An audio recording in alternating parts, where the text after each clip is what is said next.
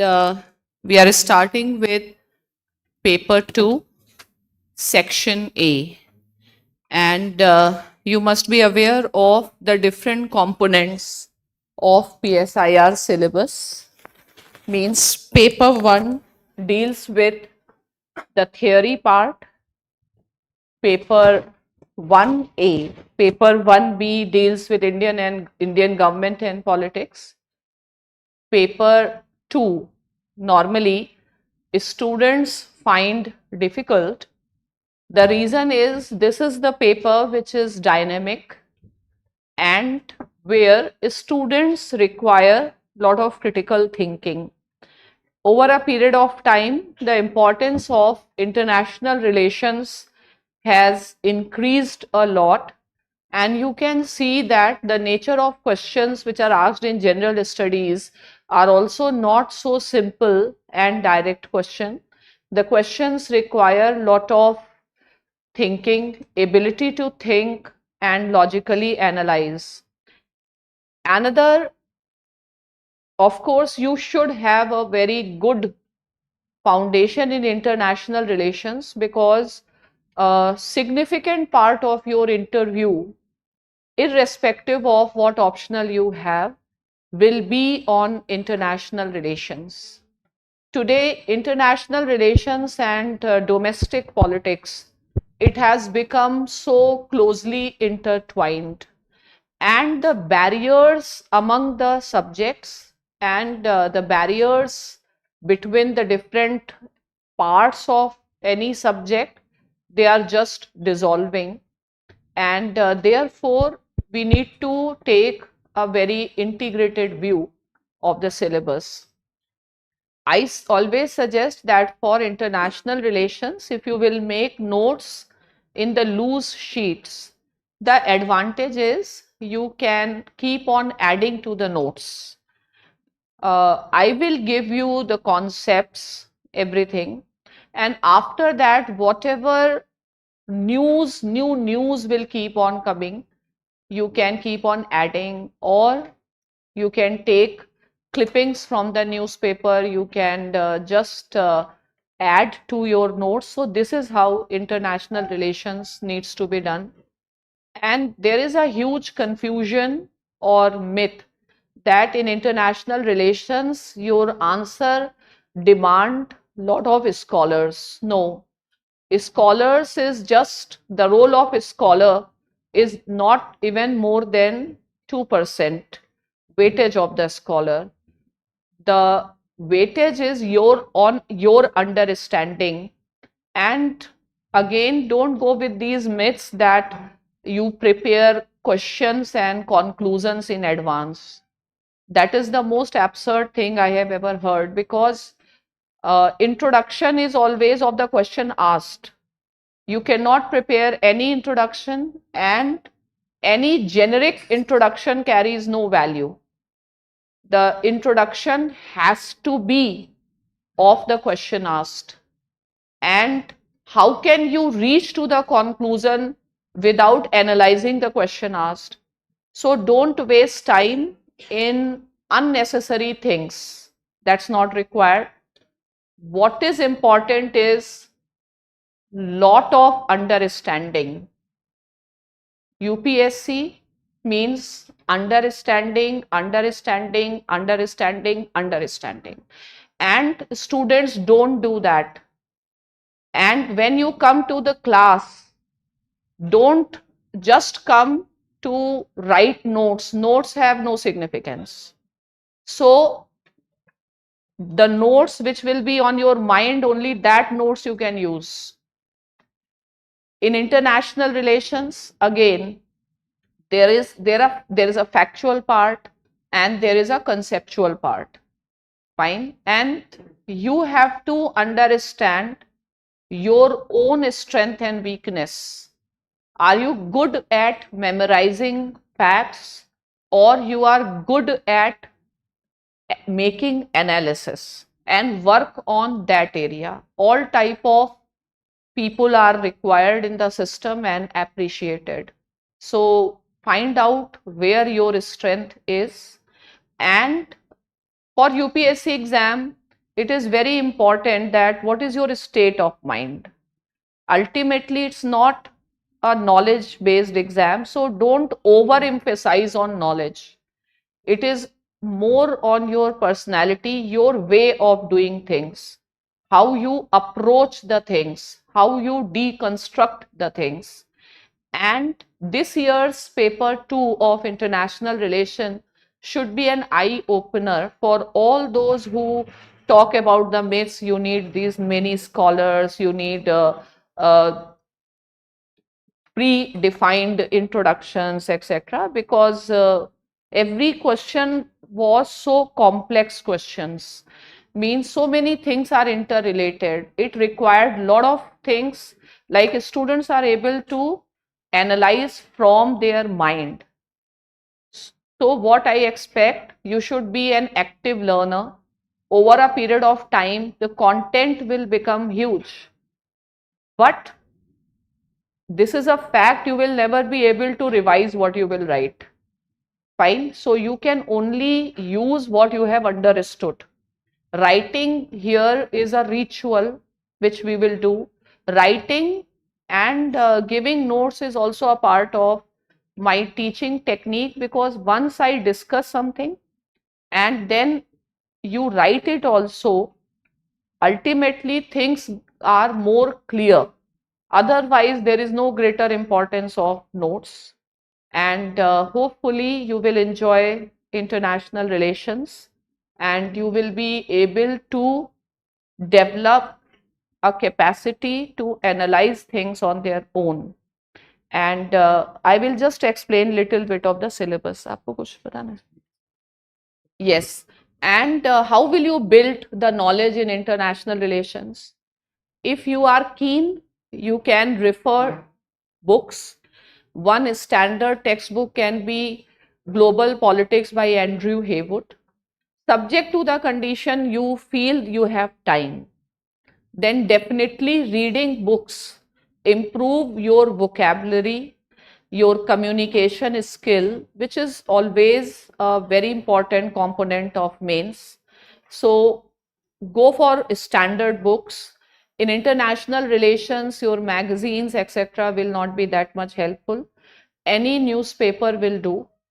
Fine. So whichever newspaper, keep yourself updated. Earlier, I used to refer students to certain websites like ORF, etc. But now I feel they have become very substandard. So don't waste time.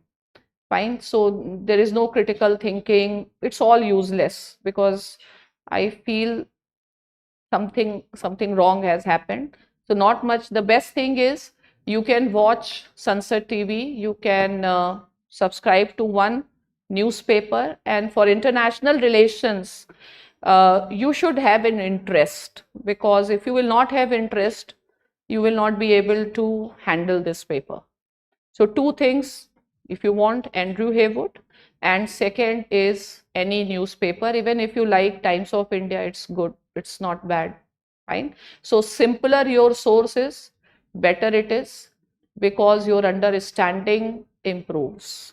Okay. So now I will briefly discuss the syllabus and from where am I going to start. Fine. ये रख देना, कश्मीर है ना अपने पास. हाँ बस कश्मीर रहना चाहिए, बाकी कोई दिक्कत नहीं.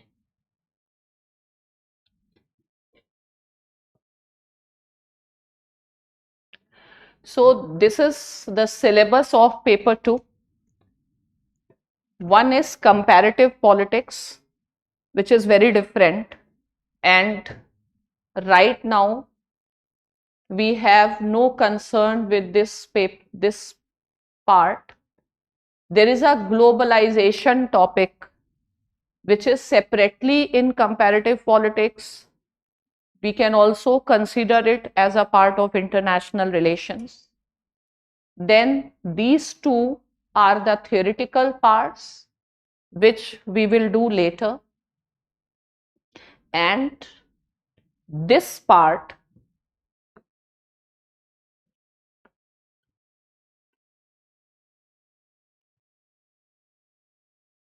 is international or global politics.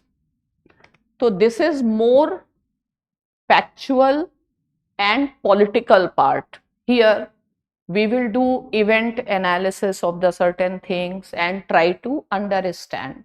So I will be starting from this particular topic, topic number 7. Okay. This portion and this portion, it is interlinked. Fine. So these two portions to be prepared simultaneously, because if there is NAM is one topic, every year minimum 3 questions come. Fine. And NAM is here also, non-alignment is in C part also, then lot of non-aligned movement here also. Fine. So it is to be studied in a integrated manner. Okay. For example, regional organizations here, EU, SAARC, etc. Then here India specific regional organizations. And the syllabus is actually only indicative, because everything gets connected with every other thing. So everything that is happening, be at G20 is happening or anything is happening, is a part of our syllabus. Any dispute in South China Sea, Ukraine, anything can be related. So syllabus is just indicative. In international relations, if you see the question paper, the developments which take place between prelims and mains, even 2-3 days, just 2-3 days earlier, you will find there will be a question. तो एक part है static, एक part है conceptual और तीसरा part है dynamic. Dynamic part में specifically what questions will be asked, that can be decided only after prelims. So right now static and conceptual themes we will discuss. Okay, now this particular paper, like here there are two major approaches to study international politics. One is geopolitics. So in geopolitics, we look into the security concerns which are of militaristic nature, like Cold War, arms race, etc. And the second theme through which international politics is conducted is geoeconomics. Fine. So evolution of international economic system, this deals with geoeconomics, and here your G20, global south and these type of things come, and geopolitics, security issues, these are the two things.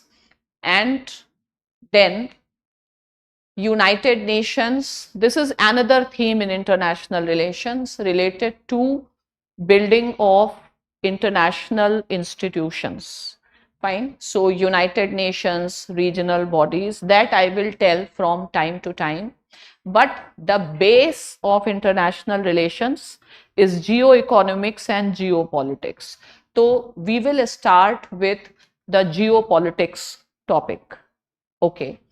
So I will recommend you first write the syllabus which we are going to cover. In topic 7, what are part of this syllabus? So first thing is changing international political order.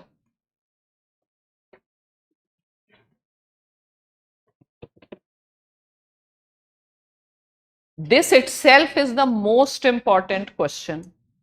Changing international political order. Though it is the title of the topic, but always keep on reading the articles related to changing world order, unipolar world, bipolar world, multipolar world. So, and this topic is also connected with the topic India's vision of the world order in section B.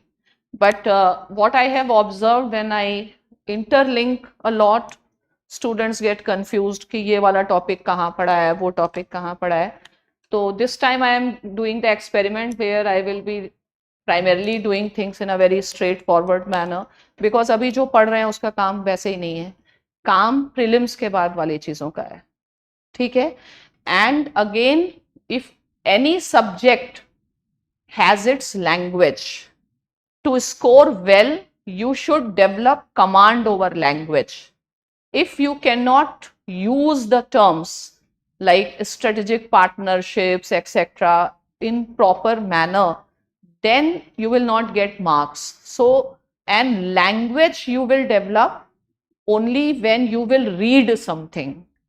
Without reading, language will not develop. In the class, we can give points, but points in themselves do not develop language. You need some literature to read. Okay, so all those who have scored good marks, they have good command over the terminology. Terminology is the key. Facts is not the key here. Okay, and this topic, there will always be a question: changing international political order. Fine. So now the next topics are rise of superpowers. तो ये सब बहुत childish questions हैं. Ideally अब UPSC नहीं पूछती है, लेकिन स्टूडेंट्स को लगता है कि इसको पढ़ाना बहुत जरूरी है. ठीक है, तो हम पढ़ा देंगे, लेकिन ये सब काम का नहीं है. एक बार सुन के आगे बढ़ना है. क्वेश्चन सब कैसे आएंगे? How ongoing wars in Ukraine and Gaza is shaping the new world order.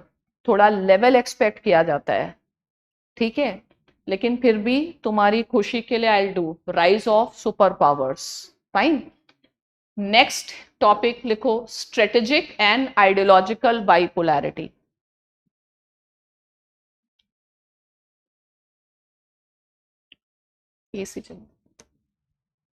ठीक है. Arms race and cold war.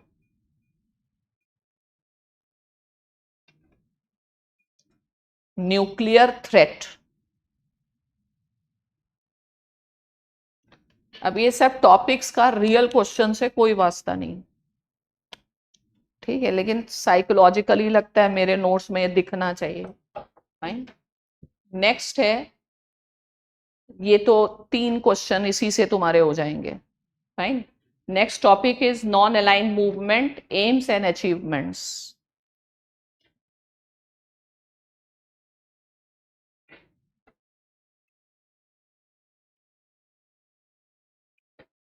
And next is collapse of USSR.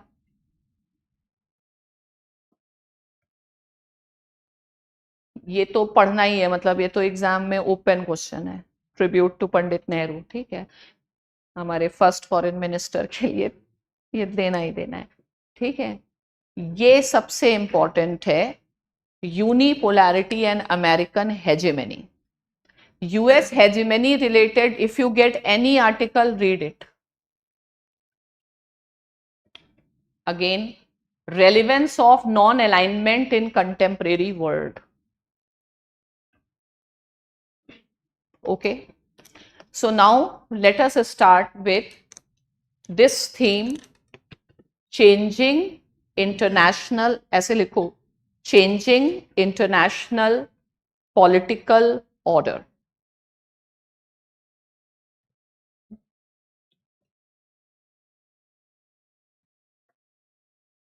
So you have to be clear with all these terms. If asked, what is order? What is political order? What is international political order? And why things are changing and how things are changing? So you should be very clear that in international relations, how this term order is used. What are the ways to explain this order? Fine. So here the first key word we will open up is political. ठीक है. Changing international political order. Fine. So how will you distinguish between international political order and international economic order? Fine. So can you define political? Why we are not in this topic, we are studying political order rather than economic order. So what is the difference between these two? So for that you have to understand what does the term political means. Okay. So first of all, just write here, इसको we will deconstruct it, we'll break it down. ठीक है, तो पहला लिखते हैं how, एक question लिखो, how do we define political?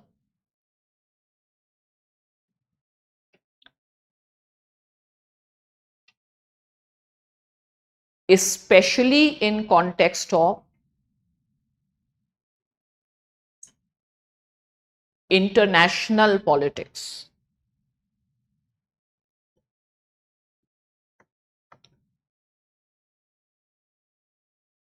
Now these are certain basic questions which are asked even in interview, and people are unable to explain how political order differs from economic order.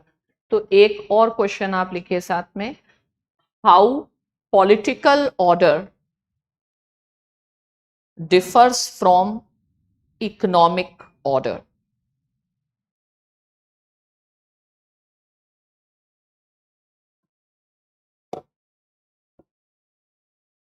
ठीक है, so the first thing is political order. What does political order means? So what does political means? Political denotes what? Something related to power or struggle of power. Fine. But every subject has its terminology. So if somebody asks you, what does this political order as a term convey? And if you can explain in single word, the single word for this will be geopolitics. ठीक है, तो ऐसे लिखो, right, in discourse of international politics. Discourse, you understand? When you talk about in discourse of international politics, the term political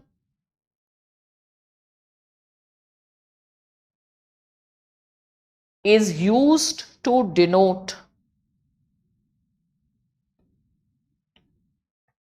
geopolitics.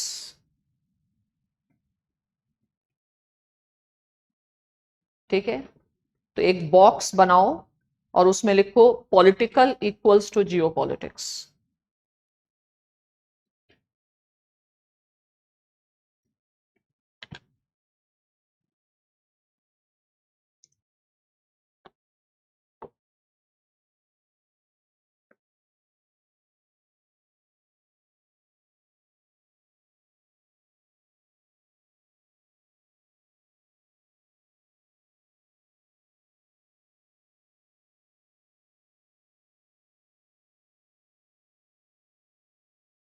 But are these terms self-explanatory? You are understanding anything?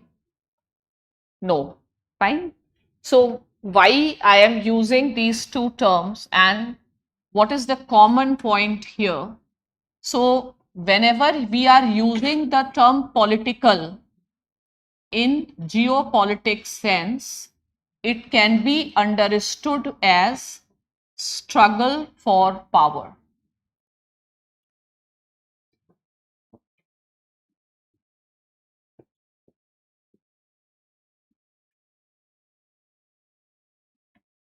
Just like economics deals with money, politics deals with power. And money and power, they are always limited goods. Fine. And everybody requires power to survive, to do what they want to do.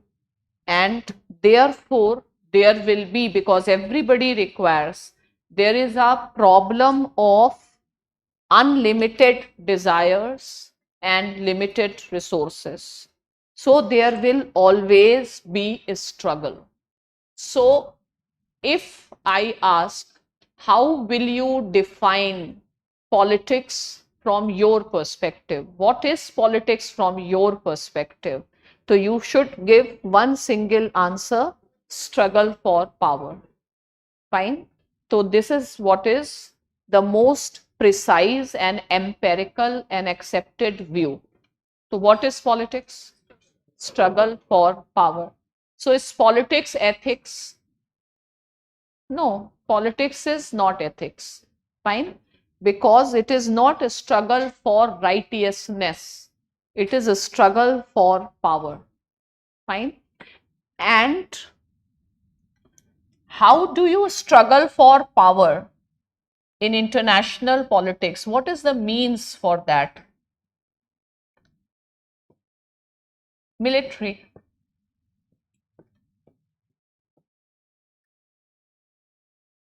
Ultimately, there are different types of power.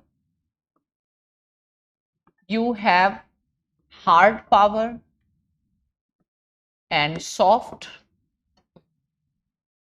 Soft is your ideological, cultural, and hard. Hard means concrete, which can be seen, military and economic. So, which is the ultimate determinant? Hard power, and conventionally the military power. That is why foreign policy and defense, they are very closely integrated things. And initially there was no international relations. It was all international politics because the markets, etc., were not so integrated. But so initially, politics was all about the military power, acquiring lands or winning over lands. So this is how Arthashastra describes geopolitics. One of our earliest work in geopolitics is Arthashastra. And what is the essence of Arthashastra? What is Arthashastra? So Arthashastra is about acquisition of land. So acquisition of land means the use of military means. So only after trade and communication increased that politics among states became wider. But otherwise, it is all about wars. And it is said that in international politics, either you are in the state of war or preparation of wars. Fine. So, war has been a dominant theme in international politics since the very beginning, and only after the entry of US in international politics, there is a change in the way politics has been conducted. So international politics will be dominated by the military. Fine. And the most important concept in international politics is actually called as balance of power. Fine. So in international, when you talk about political, you talk about geopolitics. And if somebody says define geopolitics in one word, that one word is balance of power. Fine. So what is politics? Struggle for power. Fine. And what is minimum that a state should achieve? Balance of power. What is the ideal state should aspire? Hegemony. Fine. But geopolitics, when you discuss topics like balance of power or hegemony, they are part of geopolitics. ठीक है, तो फिर से एक box बनाओ और ऐसे लिखो geopolitics equals to balance of power oblique hegemony.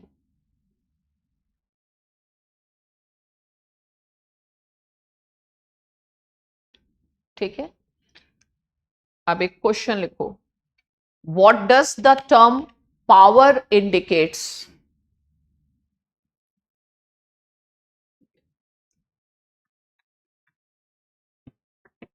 In international politics.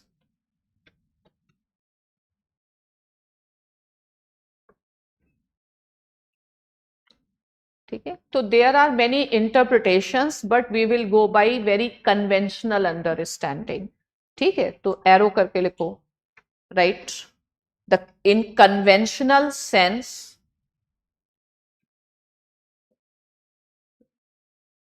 power is the capacity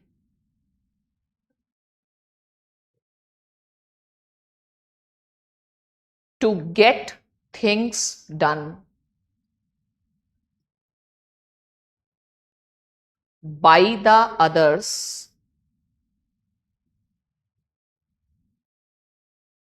even against their wish. ये बड़ा इंपॉर्टेंट चीज, अगेंस्ट देयर विश, इसको अंडरलाइन कर लो. यू हैव पावर, ये कब पता चलेगा? when you are able to get the things done even against their wish. ठीक है, जैसे in the class students may not be interested in writing but I make them write.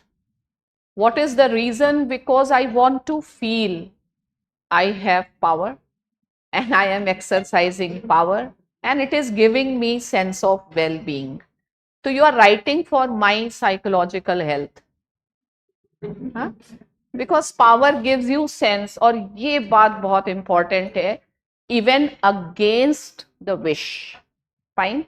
So in physics we see there is a close relationship between the concepts like power, current, resistance, etc.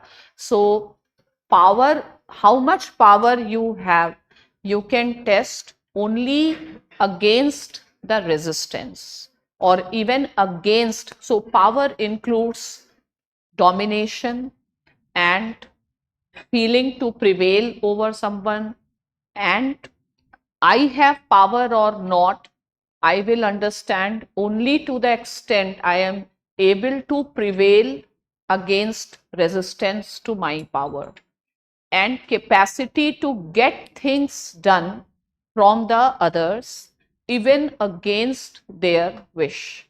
So if we go by this definition of power, how powerful you feel India is in its neighborhood?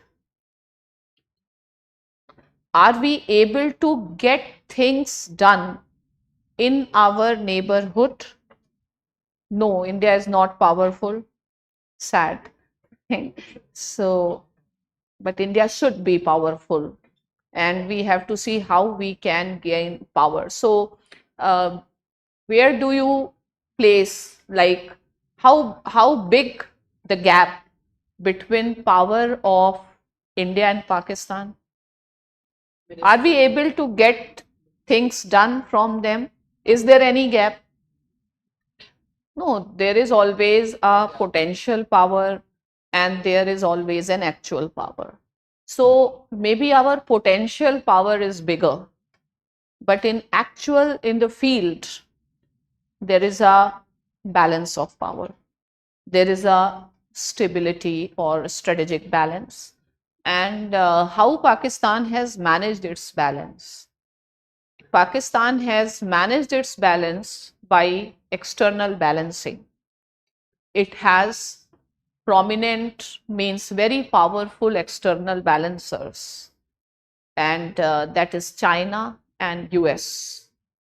And how well they are managing their security policy, fine, and they are managing this triangle. this love triangle, where China and US, they are against each other, but Pakistan is able to manage both at the same time. That is called diplomacy. Fine. So external balancer, and you have to be very real in terms of the power India has, because right now we are talking in terms of hardcore politics. So hardcore politics is getting things done from the others even against their wish. So looking at this state, how do you visualize what is the probability of India getting a permanent seat in UN Security Council? Huh? No scope. Don't be so pessimistic, but be realistic. Large possibility. Don't be over optimistic also. है ना? So be ready for these type of questions, even in interviews and all. So, so geopolitics means balance of power, hegemony, and power means ability to get things done from the others. And just write types of powers. Types of powers. So every year, Lowy Institute of Australia, they present a report on power index. Fine. So where is the power of the country? But that is always the potential power. We have to see the actual power. And who is more powerful, or what is the relative status of power between US and Russia? US is very powerful. US is able to get things done from Russians. What they have got? US is more powerful than Russia? In what sense? Is US able to stop the war? Where is the power? There is no. US power is declining.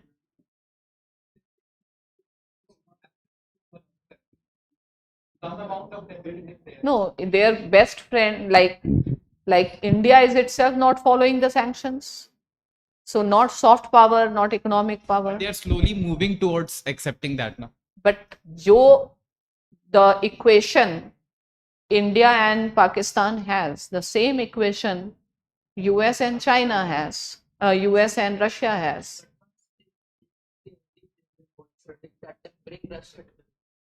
No, if it could have brought, it would have brought it.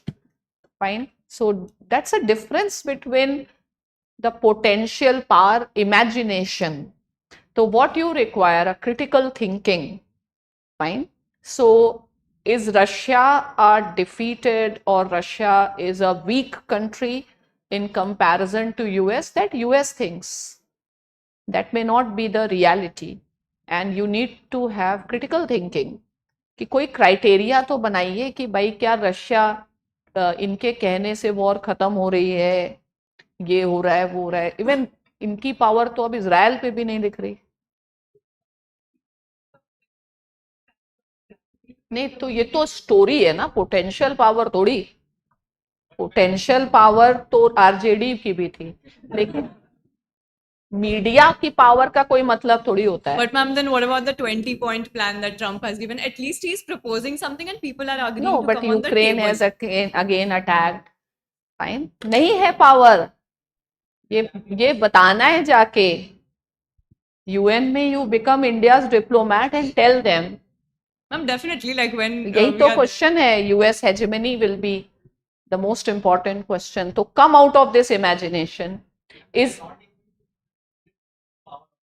तो 100% तो कभी भी नहीं, लेकिन Russia का economic situation और US का economic situation, technological, कहीं भी, और उसके आगे अगर रशिया खड़ा है, ठीक है. अगर आपसे हम एग्जाम में एक ऐसा क्वेश्चन पूछे, do a comparative analysis of the power equation और the game of balancing between India and Pakistan and US and Russia, can you do that? what is the pattern you are observing? The pattern is a similar pattern is being observed.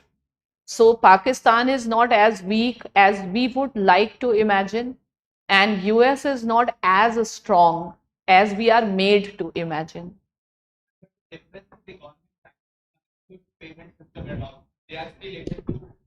Outcast Russia from these things. तो कर ले, उससे क्या होता है? Economic war power. नहीं बंद कर पा रहे ना, तो नहीं कर पा रहे, यही तो अल्टीमेट, यही तो कोर पॉलिटिक्स है. ठीक है, आप ये नहीं कह सकते ना कि पुतिन न्यूज में आ रहा मैंने स्विच ऑफ कर दिया, बोल के दिखाए टीवी में.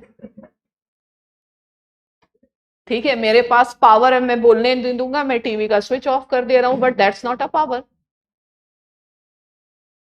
Have you understood that? आपके पास ऐसे ऑप्शन हो सकते हैं कि भाई इसकी बात मैं नहीं सुनूंगा, इसकी पावर ऐसी की तैसी, मैं टीवी बंद कर दे रहा हूं. It's like that, US is doing like that.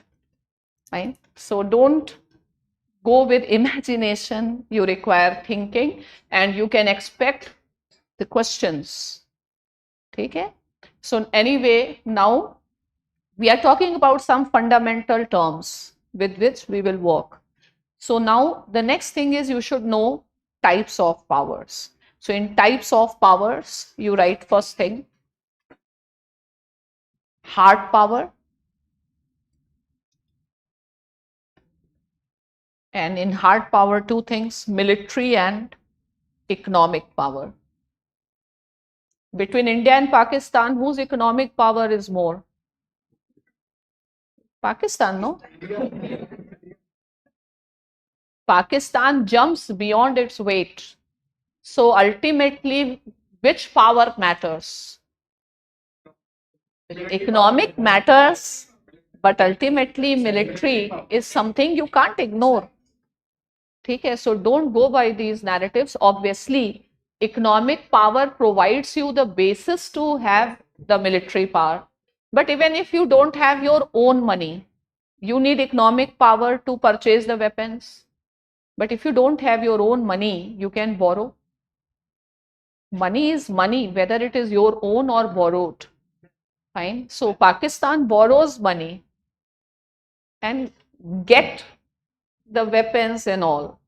तो ऐसे एक सिंपलिस्टिक अंडरस्टैंडिंग नहीं होनी चाहिए that ours is the fourth largest economy, Pakistan is nowhere, and don't have this false sense of satisfaction.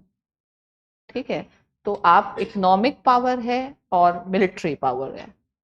ठीक है, नेक्स्ट क्या है? हाँ,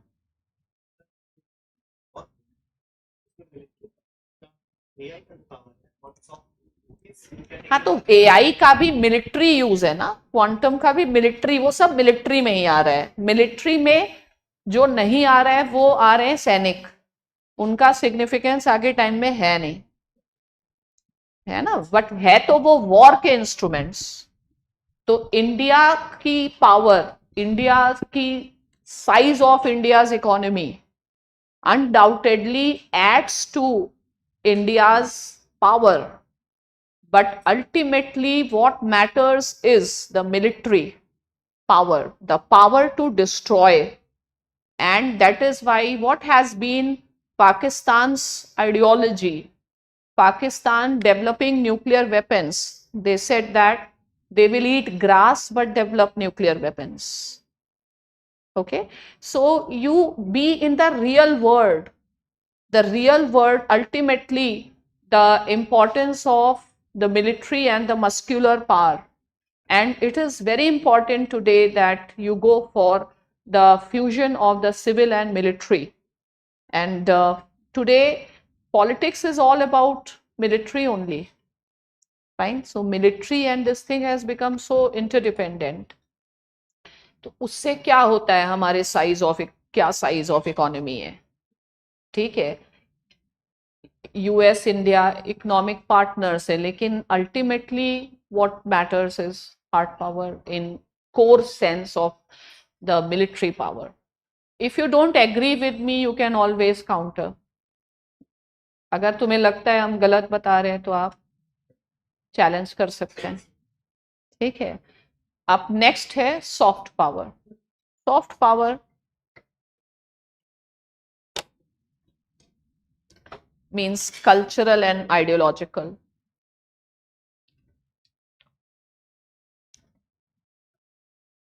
So we are best at which? So we are advancing our goals primarily on soft power. And there too, there is a big difference in external and domestic front. And there is a, if India's strength is India's soft power, so our enemies will try that we lose our soft power. They will always provoke us. And we have to be very careful that our image or our soft power remains intact if it doesn't multiply. Fine. So this is what we are going to study, power, and that's why in this topic arms race, nuclear threat, this type of topics are there. So we know the word political. You should have capacity to talk on political for at least 5 minutes. Like what is political, what is geopolitics, what are different types of power, when will you accept that this country is more powerful over the other. Fine. So now we will move to the next term, international politics. Global international economic order.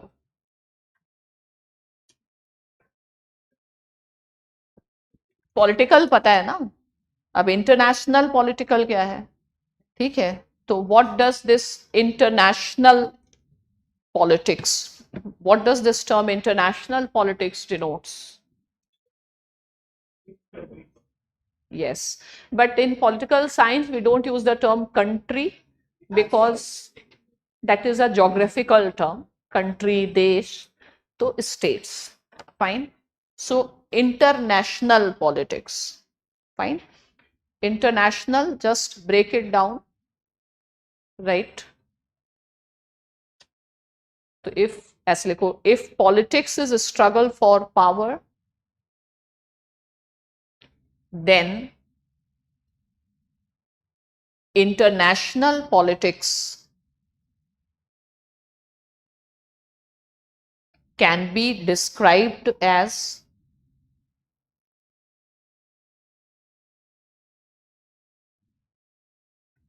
the struggle for power among nation states.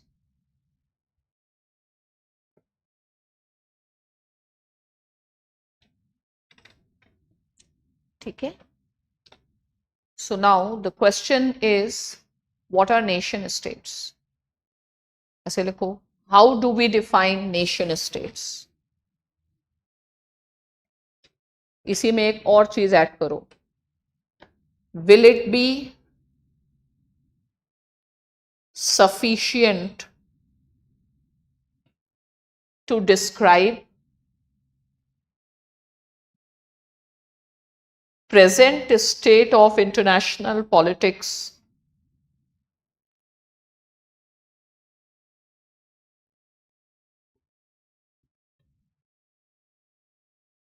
simply through the lens of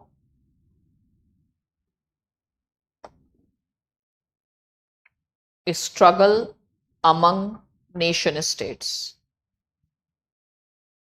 Will it be all right? Will it be sufficient to describe the present state of international politics as the struggle among nation states? Fine. So first of all, let us understand nation state.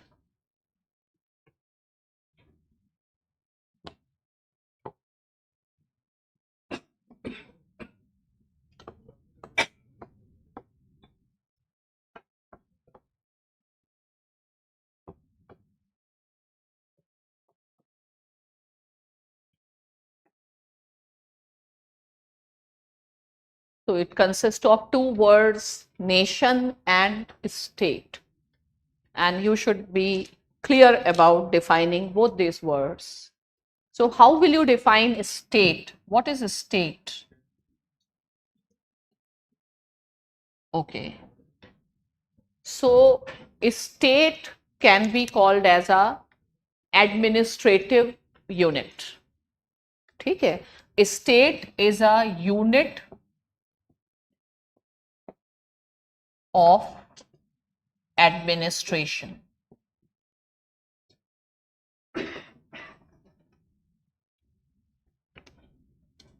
So any administrator should know what is its jurisdiction. Fine. You are a collector of this district, that district. Who are the people on whom you have power? Fine. So it is an administrative unit. A village can also be an administrative unit. A district can be a unit. A state can be unit. Some supranational state can also be there. For example, European Union is a supranational. It is all about an administrative unit, and the purpose of administration is governance, and governance is all about surveillance. Fine.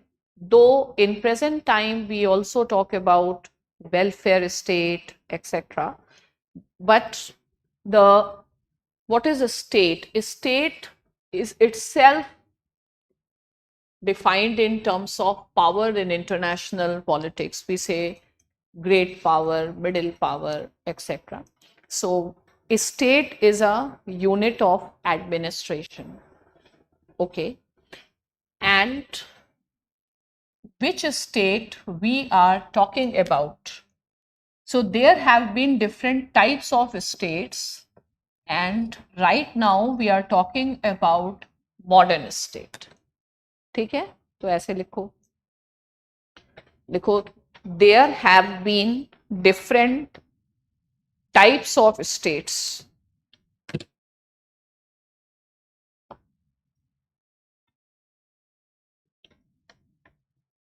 Right? The most common and acceptable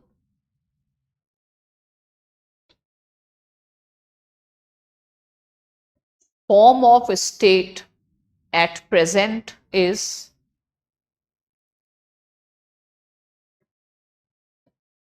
modern state, which is also described as nation states. Yeah, nation state. ठीक है? Underline modern state. ठीक है? अब लिखो modern, या हम modern एक ऐसे एक बॉक्स बनाओ, लिखो modern state equals to nation state.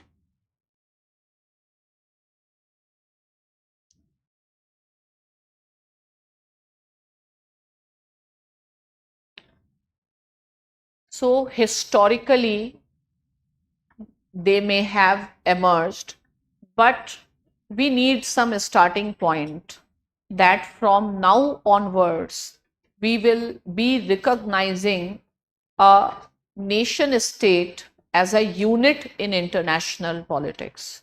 So what is that starting point? It is for our convenience that we have adopted the starting point. So this starting point is Treaty of Westphalia in 1648, where the concept of nation state has been recognized or got wider recognition. ठीक है? So you can just write, it is a common practice to accept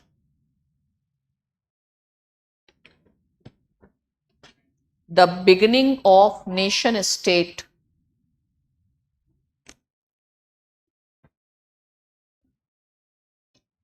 since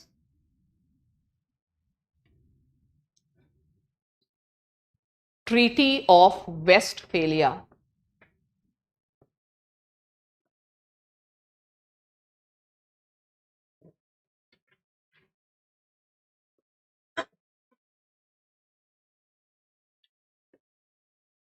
(1648). Where is Westphalia? In which country?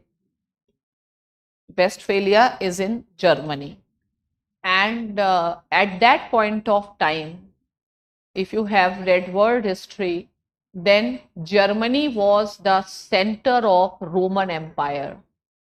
And the Treaty of Westphalia is the outcome of the 30 Years' War, which was a type of a civil war that has happened in Europe, which was also a sectarian war because of the rise of different religious sects, etc.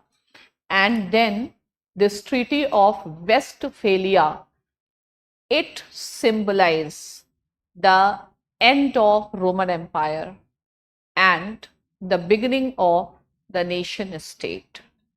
And by Treaty of Westphalia, it has been decided that now the sovereignty will lie with the state or with the local prince. So if you have read world history, formation of Germany and other, you can relate it with that. So the most important characteristic or the defining characteristic of the modern state is sovereignty. And sovereignty is the cardinal principle in international law, right? So it is the first principle, it is the fundamental principle, and it holds a lot of importance. And how do we define sovereignty? So sovereignty and its jurisdiction, it is parallel to any country's territory. ठीक है?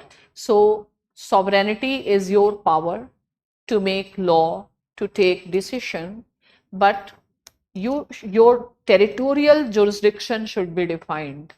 So sovereignty is a concept which is very territorial in its nature. For example, India claims its sovereignty over POK, and right now it is under de facto control of Pakistan or Aksai Chin.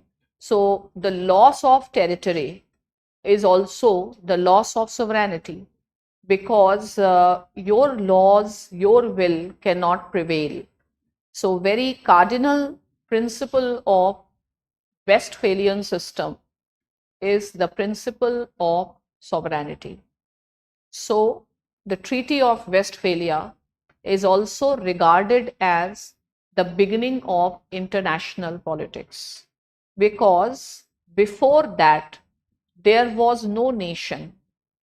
When there were no nation states, the politics was not international. So if politics is not international, then which type of politics?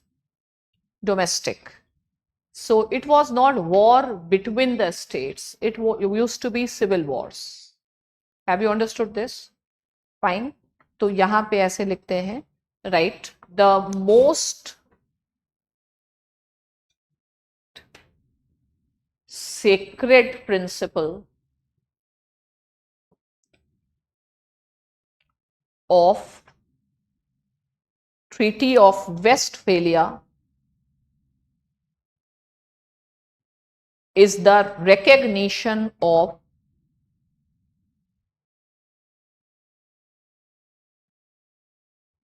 the sovereignty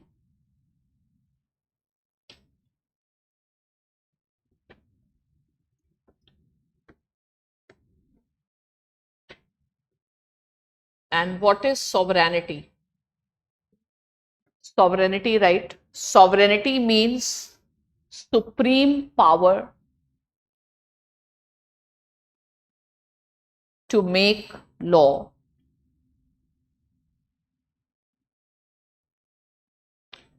Right? the principle of sovereignty which emerged in Treaty of Westphalia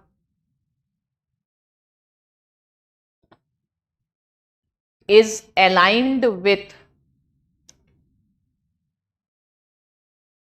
the concept of territory.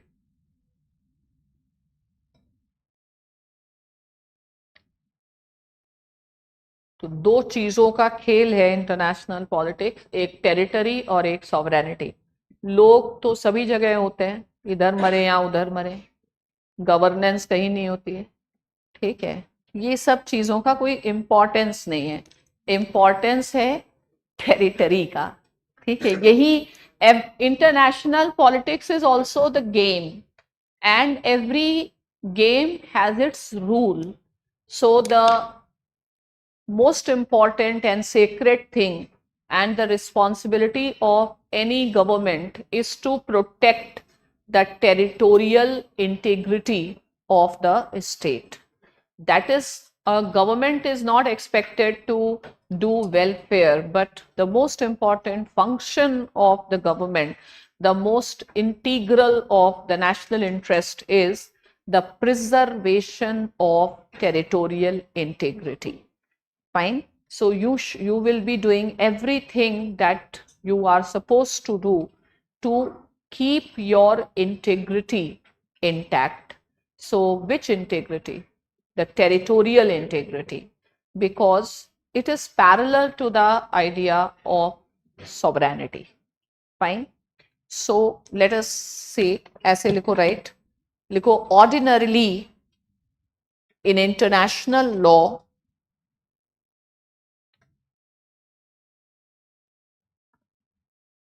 there are 4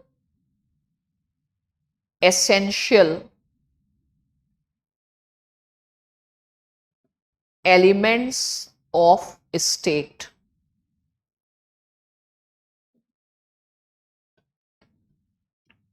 First, territory. Territory first or people first? Territory. लोग मर सकते हैं, territory नहीं जानी चाहिए, ठीक है। Fine. तो पहले आता है टेरिटरी, उसके बाद लोग या सोल्जर आते हैं, ठीक है। तो टेरिटरी के बाद लिखो पीपल। टेरिटरी में इतनी खास बात क्या है जो लोगों में नहीं? रिसोर्सेज हैं, मिनरल्स हैं, डेवलपमेंट है, और जितने लोग कम होंगे उतना डेवलपमेंट प्रेशर भी कम होगा, नहीं? और क्या? तो पहले तो टेरिटरी, राजाओं का खेल है पॉलिटिक्स, ठीक है। और लोग उतना मैटर नहीं करते हैं, लोग मैटर करते हैं लेकिन आम इंसान नहीं करता है, एलीट क्लास करता है। एलीट क्लास का वीवीआईपी वाला प्रोटेक्शन, ऐसे लेयर्स है ना, जेड सिक्योरिटी, ये सिक्योरिटी, वो सिक्योरिटी। तो फिलहाल टेरिटरी, टेरिटरी के बाद पीपल। पीपल की भी कैटेगरी है, आप पहली पंक्ति में है कि आखिरी पंक्ति में है ना? तो people. And next is government, government और authority, and the last is sovereignty.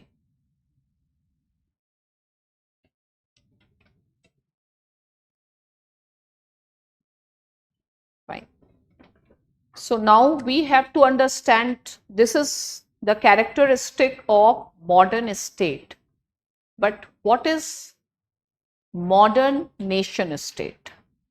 ठीक है? There can be modern states which may not be nation states, or which may be facing the challenge of nation building. Every modern state is not by default a nation state, fine, but certain modern states are nation states, okay. And different states, for example, Africa may be having lot of modern states but may not have nation states, fine. And what about India? Is India a nation state or a nation in making. Nation in making. What anti-national people you are. We are nation. अब कब और कब तक बनाओगे? अभी factory बंद हो गई. We are nation. You should never say we are nation in making. कहां से नहीं है? मोदी जी ने कहा है तो है. एक ही अथॉरिटी है अपने पास, जो अथॉरिटी कहेगी वही है. ठीक है नेशन स्टेट. ठीक है. कुछ लोग इंडिया में एंटी नेशनल हैं जो ये मानते हैं कि India is just a country और administrative authority. They may not consider India as their nation. Fine, but mostly that different countries are trying to arrive at that status. ठीक है. तो अब ये नेशन क्या है और क्या खास बात है? What is nation? ठीक है. या एक कॉन्सेप्ट लिखो पहले. What is difference between state and nation?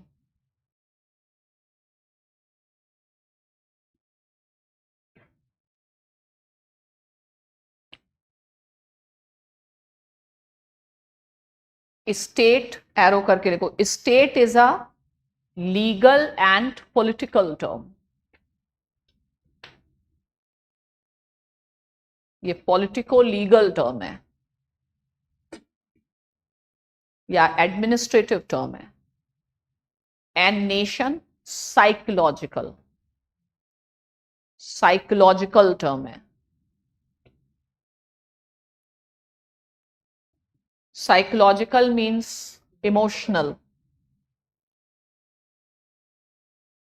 Emotion क्या है? Feeling. Yes, very good. Feeling और सेंस ऑफ बिलोंगिंगनेस, टुगेदरनेस.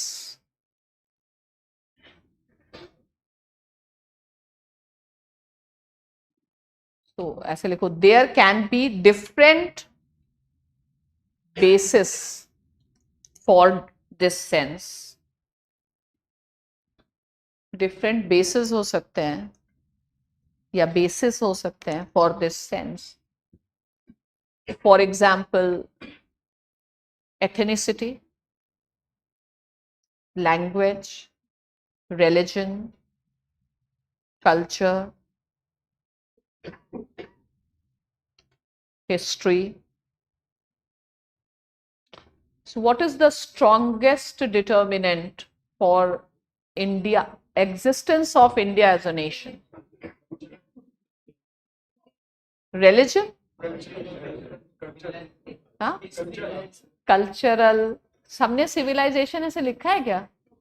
इसी में से ऑप्शन में से आंसर दीजिए. Common history, maybe the common history, common past, because otherwise there is huge diversity of language. So common past, common existence, anything it can be. Fine. So nation is a psychological idea. And when you talk about state, then territory matters the most. But when you talk about nation, then people matter. You are talking about people, and existence of nation depends upon how people feel about it. Fine. So nation denotes people in their collective existence, and they are together, sense of belongingness, and they may be linked with each other on the basis of that it can be language, etc. So what is the difference in nation and state? So in nation, people and their feelings will make any country nation. Just like there is a difference between a house and a home. Fine. So a house is built by hands, but a home is built by hearts. And that is what you can have a state, but for nation that feeling of emotional bonding is important. Fine. तो nation में main क्या है? Nation में main है people. A single person is a nation? No. People in collectivity.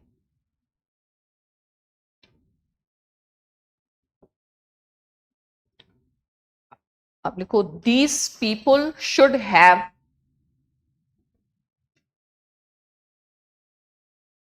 sense of belonging.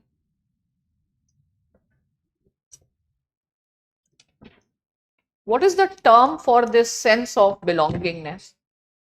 One word, write in bracket, fraternity.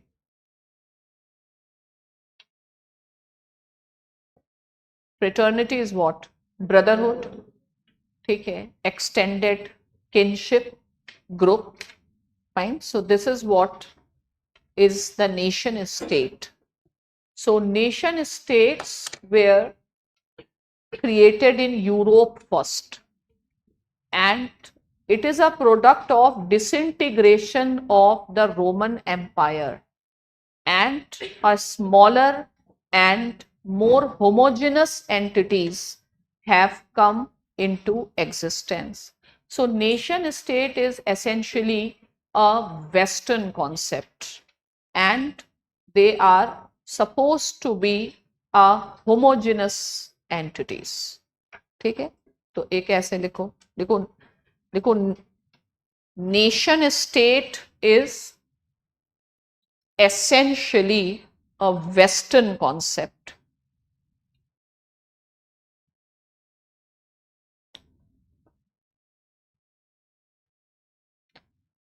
Comma, though it has become universal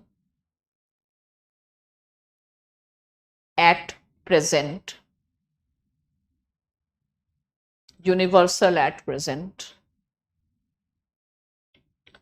Underline करो universal. लिखो how it has become universal. लिखो as a result of colonization.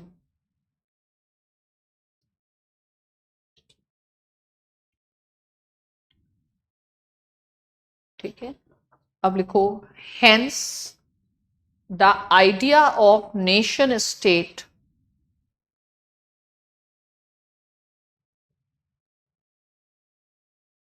is not as successful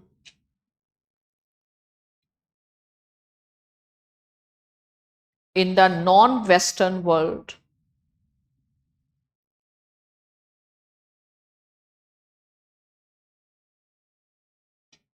considering it is an imported idea.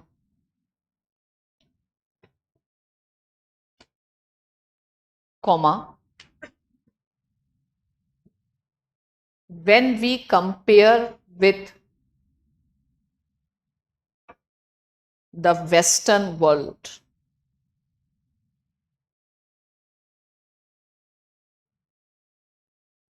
ठीक है, अब जरा सा लिखिए history of the waste.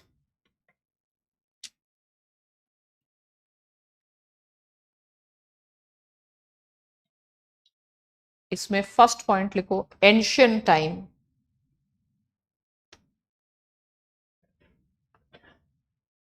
The system or administrative arrangement was city states. Then medieval times. Ancient time में कैसा था? City states. City states जैसे Athens, Sparta. Medieval times, right? Roman Empire.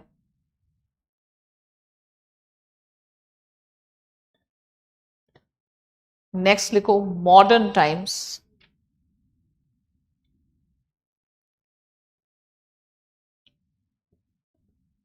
Right? Breakdown of Roman Empire into smaller homogeneous entities.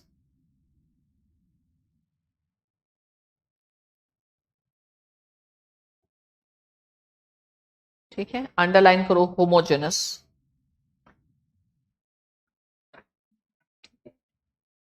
ये जो homogenization है, this is very historical idea associated with the concept of nation.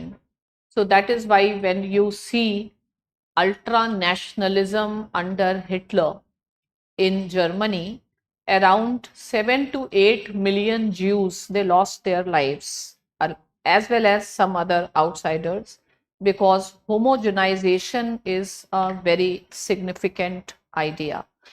And between India and Pakistan, if I say, so India is more like a empire and India is more like a subcontinent. And Pakistan is also not as homogeneous. Still, it is more homogeneous and more manageable. Administration in Pakistan will be much easier than the administration and the challenges which will be there in India, because it's a very huge entity, and in terms of population, obviously the most populated country in the world. So India, the problems are huge and complex, but we need to consider India as a nation state, because if you are a member, you get the membership of international organizations, like especially political organizations. If you are nation state, there can be economic organizations like APEC, where you need not to be a nation state, because in APEC even Taiwan is a member. But we are right now talking about the political entities, and there you talk about nation state. So how India prefers, how our Prime Minister prefers to describe India, as a nation state or something else? Civilizational state, because we do not actually fit in the conventional definition of the nation state. So we are more of a civilizational state. ठीक है, तो यहाँ पे एक question लिखे, ऐसे लिखो, what will you prefer with respect to India,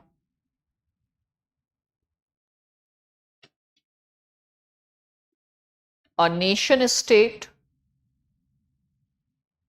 or civilizational state? How to describe India, a nation state or civilizational state? Nation और सिविलाइजेशनल, सिविलाइजेशनल। और बाकी लोगों को कुछ पता ही नहीं है अपने देश के बारे में। पीछे किसी को पता है इंडिया क्या है? तुम्हें पता है? लोगों को, जो लोग नए हैं उन्हें समझ में आ रहा है क्या चल रहा है? अगर कुछ नहीं समझ में आ रहा है मतलब कुछ जबरदस्त, कुछ गहन अध्ययन चल रहा है, कुछ बहुत डेप्थ की चीजें चल रही, ठीक है? हाँ, homogenization means in Roman Empire, France, Germany, Spain, Portugal, Austria, ये सब रोमन एम्पायर का पार्ट है ना। तो यहाँ पर फ्रेंच स्पीकिंग, जर्मन स्पीकिंग, ये सारे लोग हैं ना, ये कैसा है? ये हेट्रोजेनस है। तो इसका ब्रेक डाउन किया गया, French speaking people together will be given sovereignty, और इसको कहा जाता है in international law the principle of national self determination. तो यहां पर अदर लिंग्विस्टिक ग्रुप्स होंगे बट बहुत ही इनसिग्निफिकेंट। तो ये कैसा है? होमोजेनस है। अब जर्मनी और ऑस्ट्रिया में लैंग्वेज तो सेम ही है, ठीक है? तो वही है कि इसीलिए हिटलर वांटेड कि इट शुड रिमेन टुगेदर। उनका एक कंसेप्ट था एंशुलस, ठीक है? तो वो होमोजेनाइज्ड आइडिया है। Any confusion till now?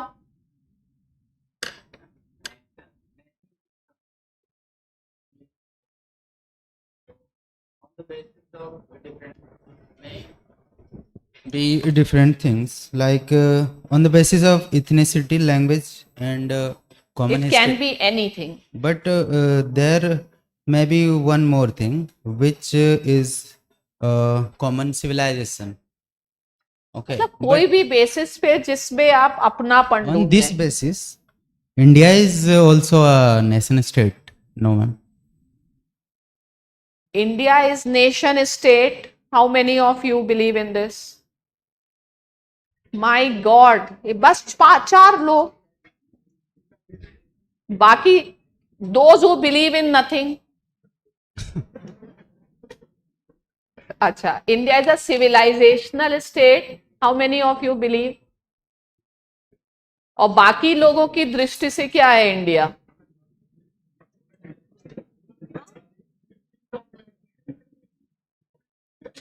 अखंड भारत तो है इंडिया, बट इंडिया क्या कौन सा स्टेट है? तुम क्या बताओगे इंटरव्यू में? सिविलाइजेशनल? तुम्हारे दिमाग में डाउट है क्या है इंडिया? भाई अपने देश का नहीं बता पाओगे तो अमेरिका का क्या बताने वाले आप लोग?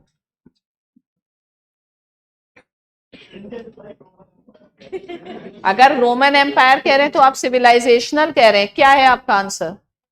सिविलाइजेशनल. नेशन स्टेट नहीं है. ठीक है, अगर मेरे से पूछा जाता तो I would have said both. तो India is both nation state as well as civilizational state. It is nation state since 15th August 1947, but it is civilizational state since ancient time. So we are both. So we are young nation but very old civilization. No? तो ये क्यों नहीं बताया? तो both का नहीं है तो खुद से बनाना है ना, अपनी सोच तो बतानी है. Anybody getting confused in the class? Nobody is confused. हाँ,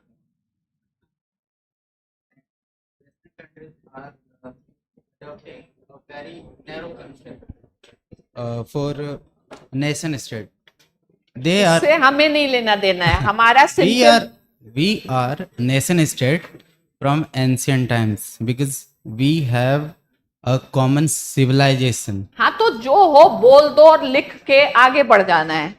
ठीक है.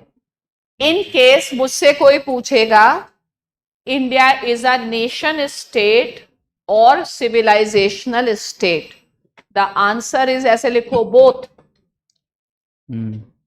क्योंकि आपकी डेफिनेशन नहीं चलती. डेफिनेशन तो जो इंटरनेशनल लॉ में वो चलेंगी. ठीक है, तुम्हारी डेफिनेशन नहीं चलने वाली. तो ये है बोथ. ठीक है, तो पहले लिखो it is a nation state since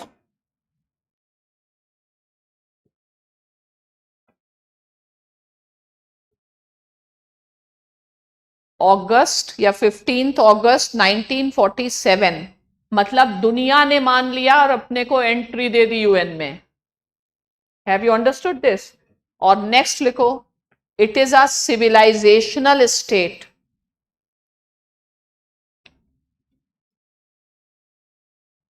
since antiquity, ancient times.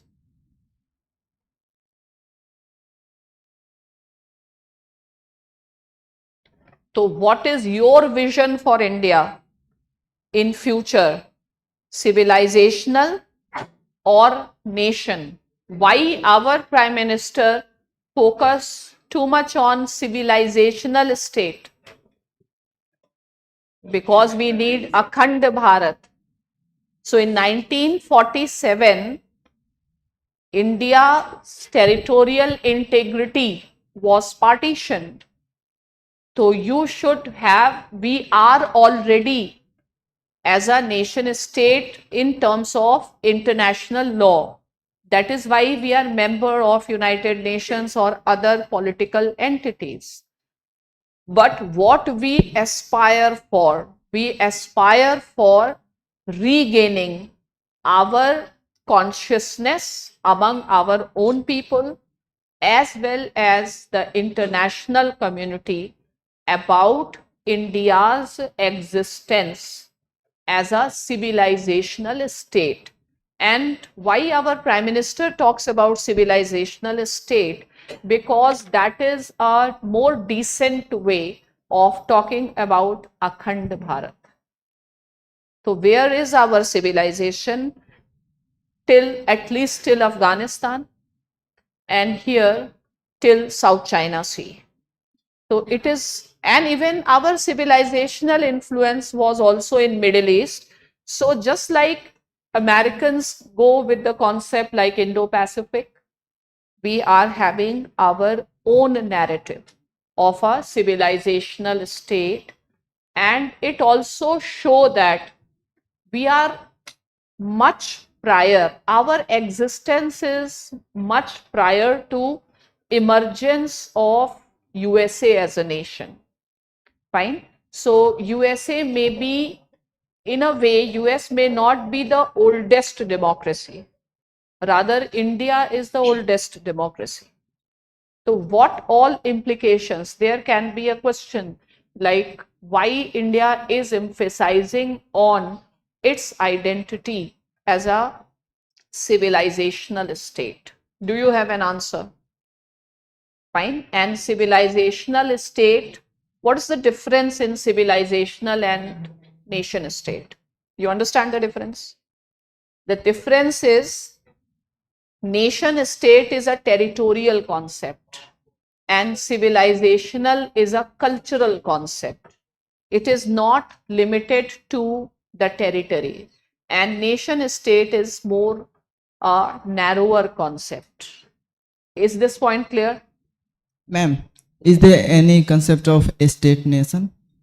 State nation वो तो इंडियन पॉलिटिक्स का है, वो उसका कोई खास काम नहीं है. फाइन. तो वो तो ऐसे यूज किया गया है योगेंद्र यादव ने लिंग्विस्टिक स्टेट के लिए. अब ना वो रहे प्रोफेसर और ना रहे वो पॉलिटिशियन, तो उनका कुछ खास हमें नहीं लगता सिग्निफिकेंस. यस.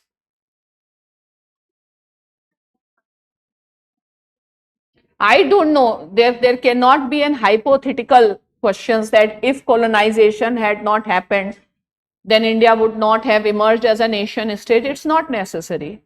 Colonization के बिना भी partition हो सकता था, वो तो कुछ भी हो सकता है.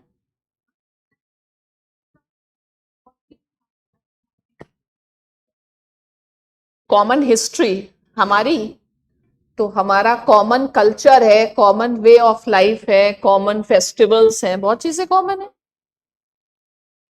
Existence of India as a nation state is not dependent on colonization. It can be one of the factor, but it is not that in every country, that it's not necessary all those countries outside West which our nation have been colonized. It's not necessary.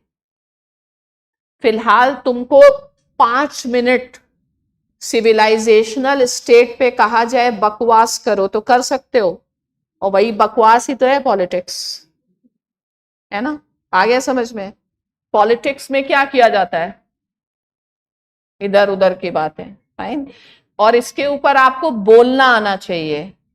And the idea of civilizational state, because nation state reminds us of the partition and a fact which has not been reconciled in the collective consciousness of India, and therefore we always talk about India's future as a civilizational state.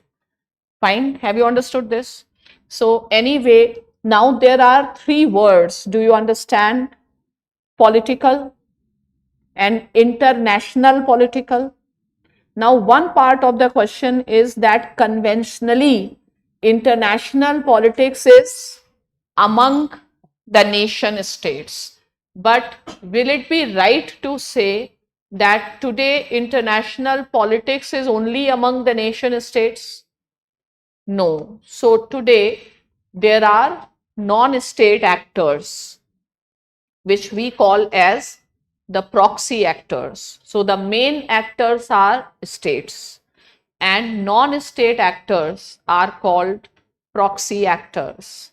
And the role of proxy actors has increased because of the nuclear weapons. You cannot go for the war like the direct wars. So today you have to accept that between the two countries possessing nuclear weapons, the war has to be done in an unconventional manner and through the proxy actors, through the non-state actors. Fine. So every country should have their own non-state actors because there is a limitation where you go for a direct involvement in the war, direct military, formal military involvement in the war. क्या समझ में आ रहा है? तो अपने पास non state actors होने चाहिए. You support. So do you support the view that, or do you think that India should stay firm on its policy of terrorism, opposing terrorism? No. Are we firm on opposing terrorism? No. It has already become an instrument of the policy. And right now, what we see, we are engaging with Taliban. So this word is a word of change. Things keep on changing. And there can be a very important question on evolution of India's approach in dealing with the cross-border terrorism and transnational terrorism. ठीक है, तो ऐसे articles कहीं आते जाएं, उसको पढ़ते रहो. ओके, तो हम लोग आ गए इंटरनेशनल. फिलहाल इस पार्ट का आंसर लिखो. देखो, today international politics is not confined to the state actors.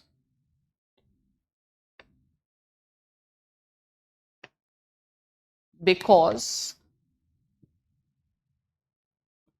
there is a growth of other actors also. Growth of other actors. Other actors में आप लिखे international organizations.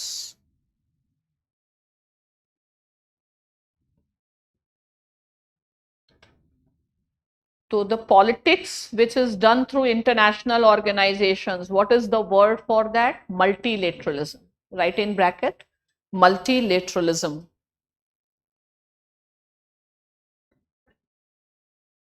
एरो करके लिखो. Not effective at present. ये अपने आप में बड़ा important question. Future of multilateralism, current state of multilateralism.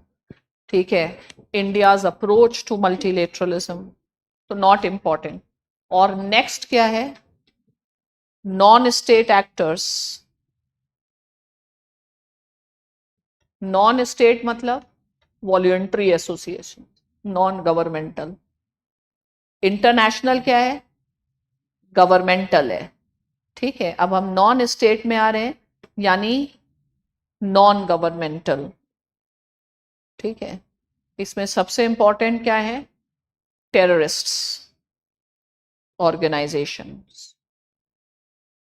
Terrorist organisations. अब डिप्लोमेसी केवल प्रेसिडेंट से नहीं करनी.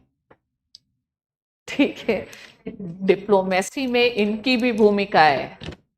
ठीक है, तो टेररिस्ट एक्टर्स, इनको क्या कहते हैं in international politics? you call it proxy actors,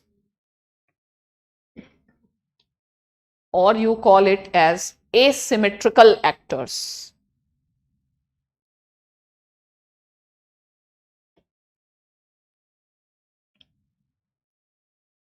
So what type of warfare is there between India and Pakistan?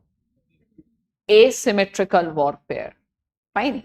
Where the two actors are not similar. So from India's side, we go through our former military, and from Pakistan's side, they use non-state actors. So it is an asymmetrical warfare. And why are we using the term proxy actors? Because they are the extended wing of states now. Fine. And they have become important because of the nuclear weapons. Okay. So today, international politics, the way it is being done, has changed in a big way. And we cannot call it just politics among nations. Now, let us open up the word order. Order. What does order term denotes? Order. Changing international political order. So how do we describe the term order in international politics? तो order क्या है? Order means structure. ऐसे लिखो, order means structure or set of rules.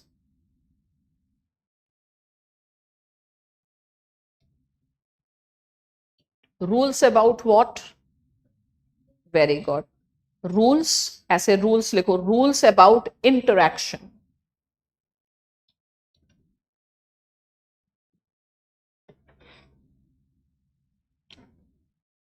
ठीक है. अब लिखो, there are two ways in which the term order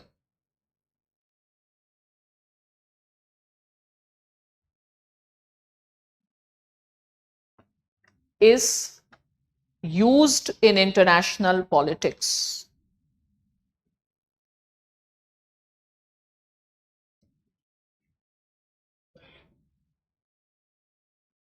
First लिखो descriptive manner.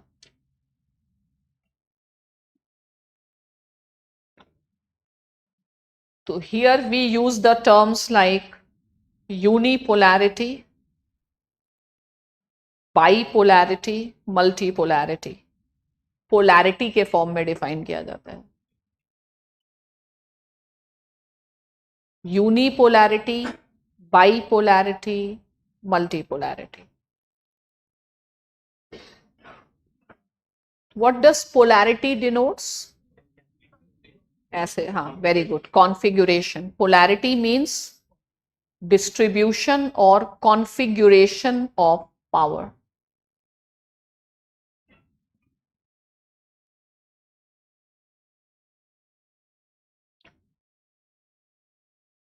So, how was the world from 1945 till 1991? Bipolar. There were two superpowers. How was the world from 1991 till 2001? Unipolar. So, how is the world today? Multipolar. So, can you substantiate that the world is multipolar today? यही question आ सकता है.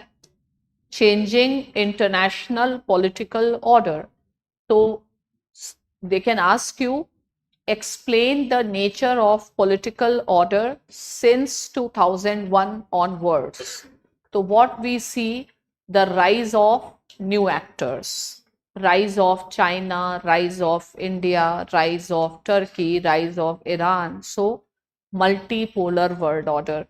Understanding world order, more articles you will read because there will always be question on the world order and polarity. Is that clear? So this is how a descriptive way, how world order looks like.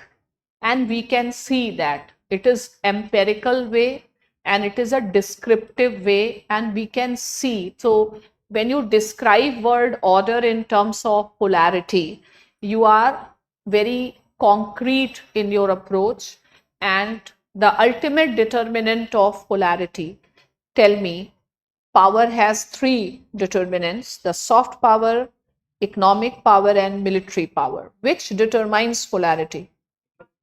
Military power determines polarity, and you can make measurement of it. So there are research institutions, as I said, Lowy Institute of Australia, which give an annual measurement of power, and that also helps in defining the state of polarity.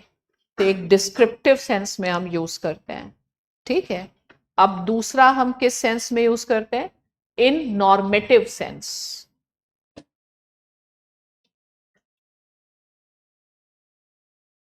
Normative sense का मतलब क्या होता है? Values, in terms of values.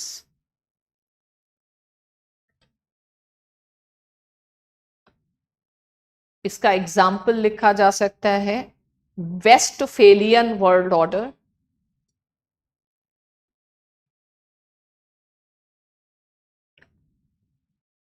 दूसरा example लिखा सकता है post Westphalian world order.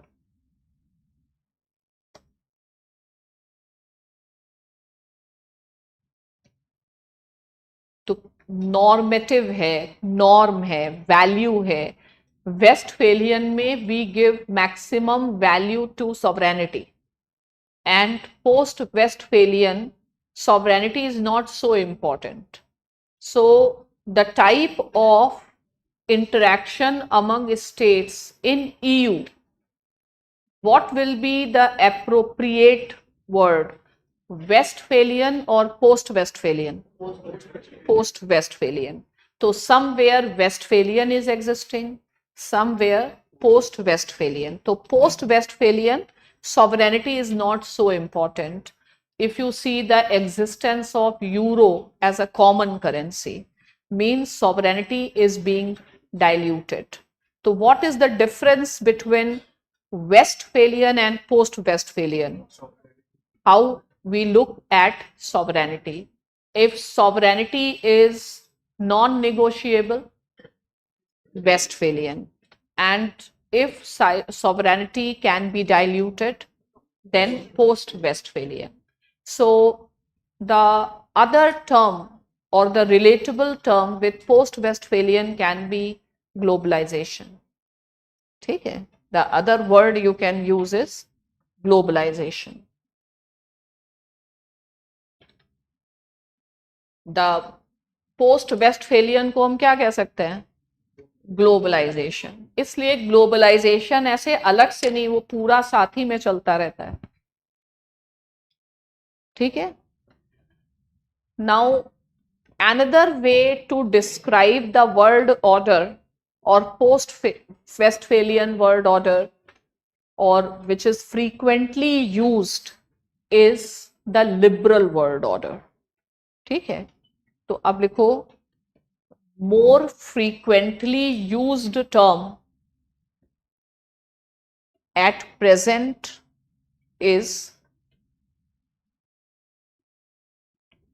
liberal world order.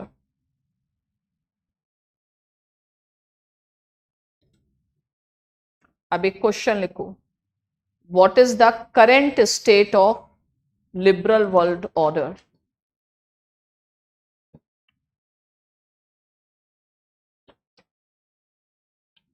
ये वर्ड कभी सुना है? अखबार कभी खोला है? किसी को बोलते हुए सुना है लिबरल वर्ल्ड ऑर्डर? किसको? हमको। अच्छा, तो करंट स्टेट जो है वो है, ऐसे लिख लो अभी, liberal world order is in crisis.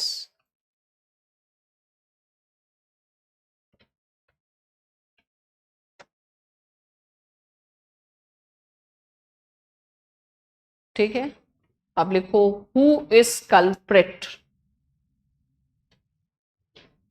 Culprit कौन है? US, China? अच्छा, लॉक किसे करें, यूएस के China? US is, who is the culprit? लिखो, according to US it is China, Next, according to China, it is US.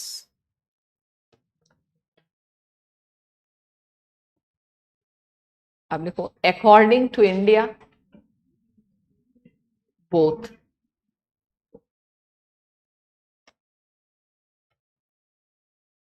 India क्या है, underline करो, defender of the liberal world order. The liberal world order. How India is defending, ऐसे लिखो जरा, how India is defending the liberal world order.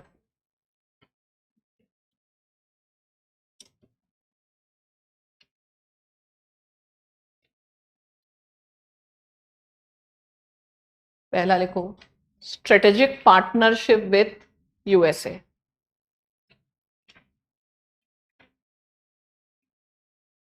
इसके लिए इन्होंने नाम दिया है free and open Indo Pacific.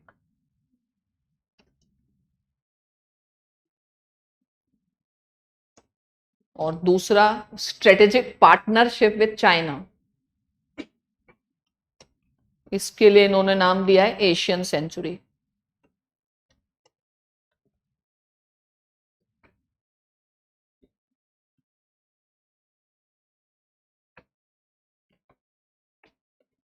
और what is the vision, what is the most important way India is going to go, your India wants, what is India's vision, how India looks at liberal world order. एक ऐसे लिखो, लिखो what India means by liberal world order. What India means by liberal world order. कहाँ पता चलेगा, लिखो article 51.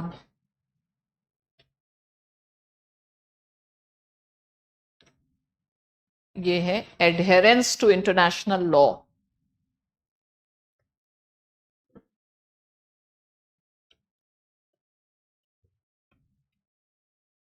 जिसको हम लोग कहते हैं multilateralism.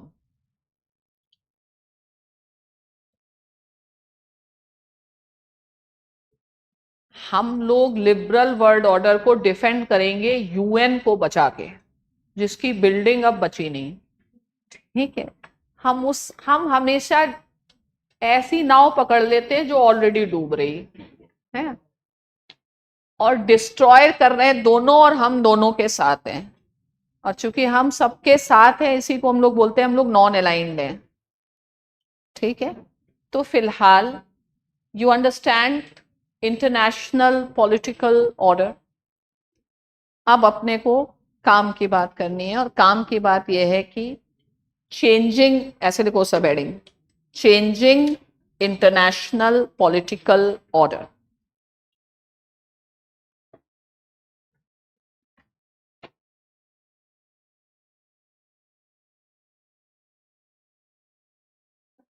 Changing international political order. तब एक क्वेश्चन लिखो,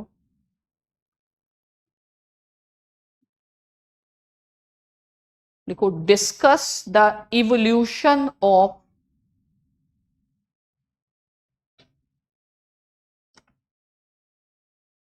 द प्रेजेंट वर्ल्ड ऑर्डर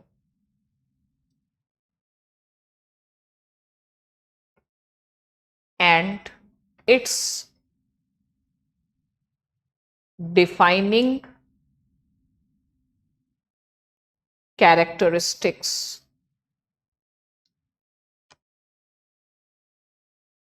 आज के वर्ल्ड ऑर्डर की क्या डिफाइनिंग कैरेक्टरिस्टिक्स हैं. और इसी को एक और ऐड करो, देखो what is India's vision of the world order.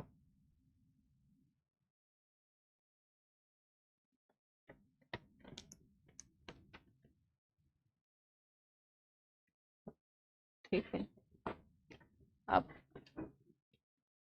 ये टॉपिक कहाँ पे है, vision of new world order. अब ये सब इंटरलिंक्ड है. India's vision of world order जहां लिखा है, वहां पे ऐसे ब्रैकेट में लिखो टॉपिक 8. टॉपिक 8 जैसे कभी कह दो नहीं पढ़ाया है, तो क्योंकि वो अलग नहीं किया जा सकता है। आ गया समझ में? ओके। तो सबसे पहले हमारा यही क्वेश्चन बहुत ज्यादा इंपॉर्टेंट क्वेश्चन है, चेंजिंग इंटरनेशनल पॉलिटिकल ऑर्डर। तो how political order is evolving means order means how the rules of the game are changing. So what type of order it was and what type of order it is and which type of order India aspires for and why. Okay, so now why order is changing? Why order change? Okay, obviously the word is word of change, everything changes, so order is also changing. So we have to understand the evolution of international political order. So if this question is asked, how should you write the answer of this? ठीक है, तो question क्या है? Evolution of international political order. How will you write this answer? तो first of all the structure of the answer is you should first define how order is being interpreted in international politics.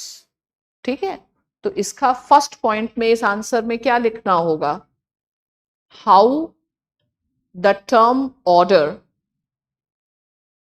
is being interpreted in international politics.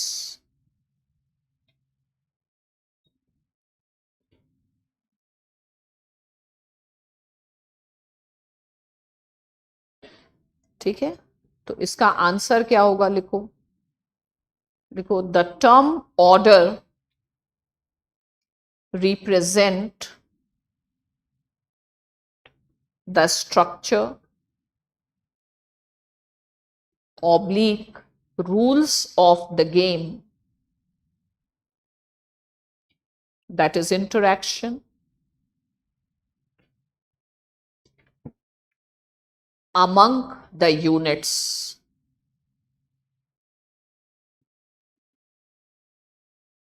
ठीक है, अब लिखो, ordinarily the term order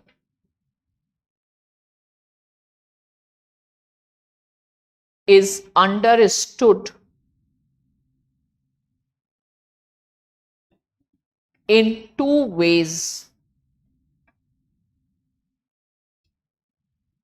first way क्या है? लिखो, right, in descriptive sense, that is through the state of polarity.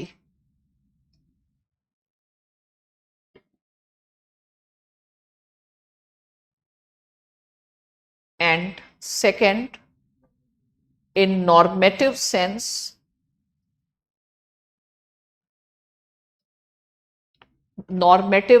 that is based on norms.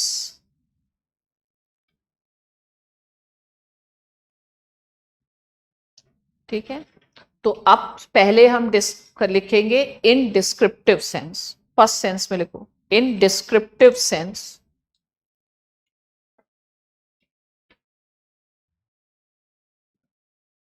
तो from where you will start discussing the international order? Treaty of Westphalia. ठीक है, तो लिखो, it is customary to start the understanding of the evolution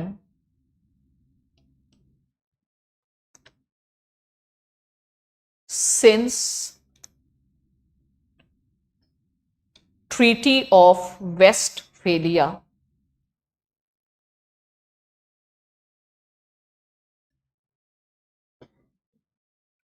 ठीक है, अब लिखो, it is to be noted that the world order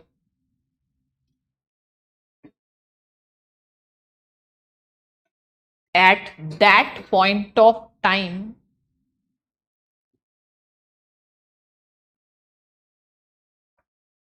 was essentially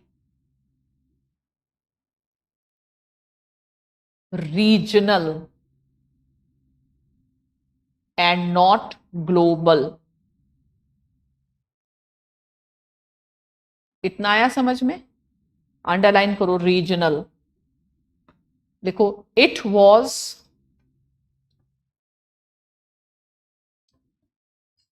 primarily among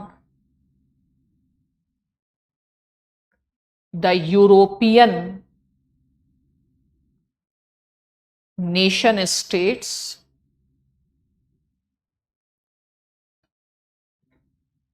which agreed on the terms of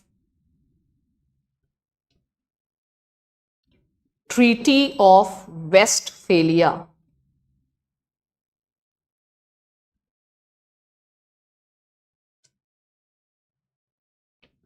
ठीक है, तो हम लोग जब ऑर्डर बने, क्या हमने ट्रीटी ऑफ वेस्टफेलिया साइन किया है? हमने यूएन चार्टर साइन किया है, हम उससे चलते हैं।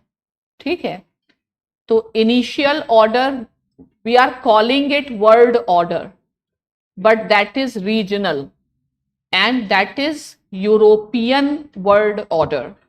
And order means terms of engagement, and these terms of engagement were defined by Treaty of Westphalia, and these countries they entered into this term of engagement कि हम ये खेल खेलेंगे और इस खेल का ये रूल होगा. Is this point clear? So what is the most important thing in this order? Preservation of sovereignty. And if sovereignty is to be preserved, the order allows other states even to go for war. ठीक है, तो इसमें ऐसे लिखो, लिखो the defining feature of the Westphalian world order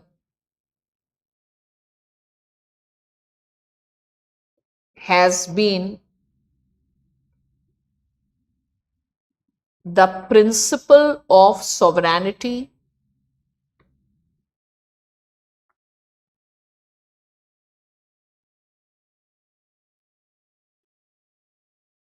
अब एक चीज समझो, you must have heard about external and internal. Fine. So external sovereignty is what? Freedom to take decision. But ultimately the real meaning of sovereignty is what? Territorial integrity. इस पर सबसे ज्यादा focus करना है, ये नहीं कि हम किसके साथ फॉरेन पॉलिसी चलाएंगे, ये तो ऐसी बात है, इसका कोई इंपॉर्टेंस नहीं, वो भी सॉवरेनिटी में आता है, लेकिन you are able to protect your sovereignty means territorial integrity and not strategic autonomy. ठीक है, तो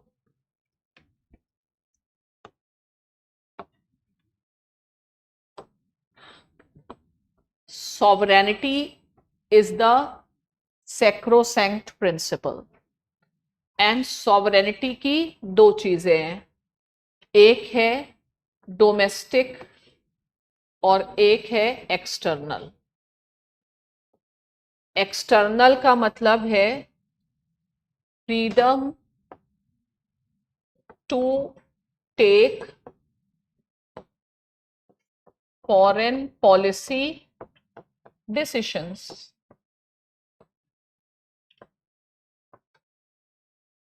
डोमेस्टिक में कम से कम टेरिटरी तो प्रोटेक्ट करोगे कि नहीं, और पीपल, ठीक है। ज्यादा इंपॉर्टेंट क्या है,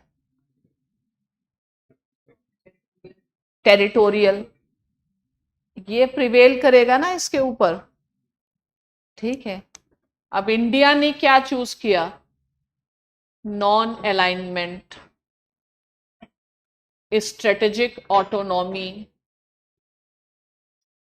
ठीक है। और इसके चलते हमने क्या इग्नोर किया और इसको दे बैठे, ठीक है, पीओके और अक्साई चिन्ह। And according to the people in Tamil Nadu, कच्छा थी वो,